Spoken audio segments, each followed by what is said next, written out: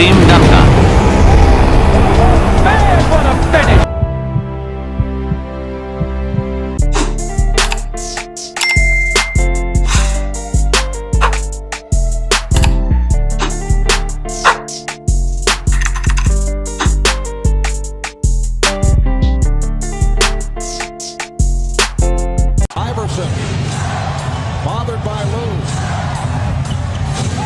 I just shot my shot at this little dot. I'm trying to create that neck on her big neck. My niggas selling crib. What's up, YouTube? It's Jordan. I'm back in the video with a big body banger play 3 video. Now, first things first, make sure you like, comment, subscribe, and roll the fight. You know what I'm saying? Today, I am the build dealer on your local corner, and I'm coming to show with this Tim Duncan build video, sir. This was requested. This was the 3rd highest voted build. So here it is today. I hope you have a good time with this. You know, it definitely was a great build for me. I thought it was a great build, a great post scoring type of build. And it's funny because yesterday I did Kevin Garnett, and they are similar in many ways and different than others. Obviously, KG was a lot more athletic. I mean, that goes without saying, but Tim Duncan was obviously the better player. So, you know, I hope y'all enjoy this build. If y'all have any other suggestions, let me know in the comment section. I will eventually get to them.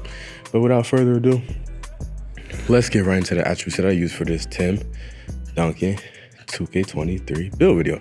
All right, so as you see right here, power forward, Tim Duncan, arguably the greatest power forward of all time. I made him 6'11", 255 pounds because he's 255 in real life, with a 75 wingspan, solid body build, all of that. So yeah, it was pretty true to his weight, his height, everything. I don't know about the wingspan, but it is what it is. Now for the mid-range, you want to make it an 85 mid-range. You want the standing dunk to be an 80 just so he has pro big man contact dunks. You want the post control to be a 90, the close shot to be a 90, and then you want to put the driving dunk up to just a 60. I'll probably adjust a little bit later, but it's obviously not the biggest skill because it's Tim Duncan. You know, he's not out here just drive dunking on people. Now for the playmaking, you see I got 55 pass accuracy, just enough so that I'm not throwing like crazy passes. Then I want to upgrade the interior defense all the way up to 88 just so I get that silver post locked down. I put the offensive rebound up to 80, defensive rebound up to 80. And you're going to see with the physicals, I max them out for the most part. The speed, acceleration, the strength is going to be a 94, so I get Hall of Fame brick wall. Stamina is going to be a 95. Vertical is going to be a 70 just to help me with blocks and rebounds. And then for the blocking, I'm going to get gold anchor. So I'm going to put the block up to 93.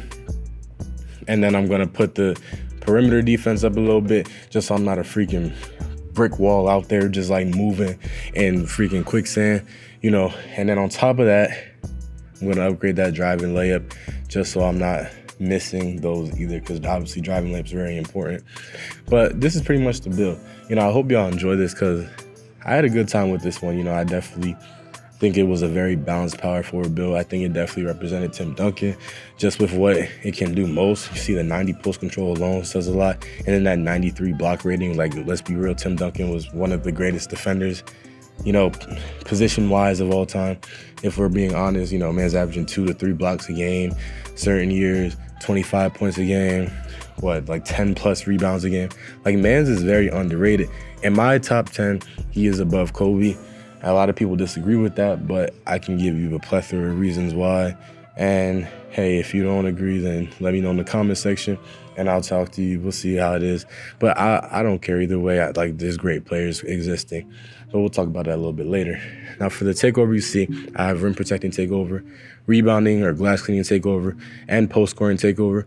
So I have a plethora of takeovers to also choose from, but I went with stuff blocks and post shot daggers. And you see right here in the shades of, I don't get Tim Duncan because I think Tim Duncan is a replica build. As you know, you don't get any replica builds name in 2K unless you actually make the build. But you see it's a 2-way inside the arc scorer.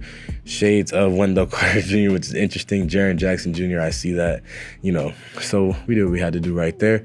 And then you see right here with the badge, but it's pretty balanced. You know, I have the finishing badges and the shooting badges as well as the defending badges.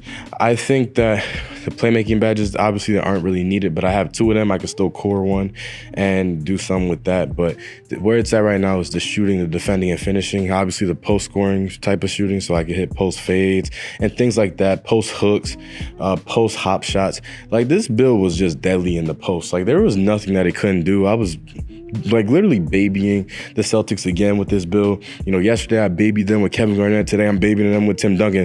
Ime Udoka's not going to be the only one that's fine on that team, because what I'm doing right now is just ridiculous.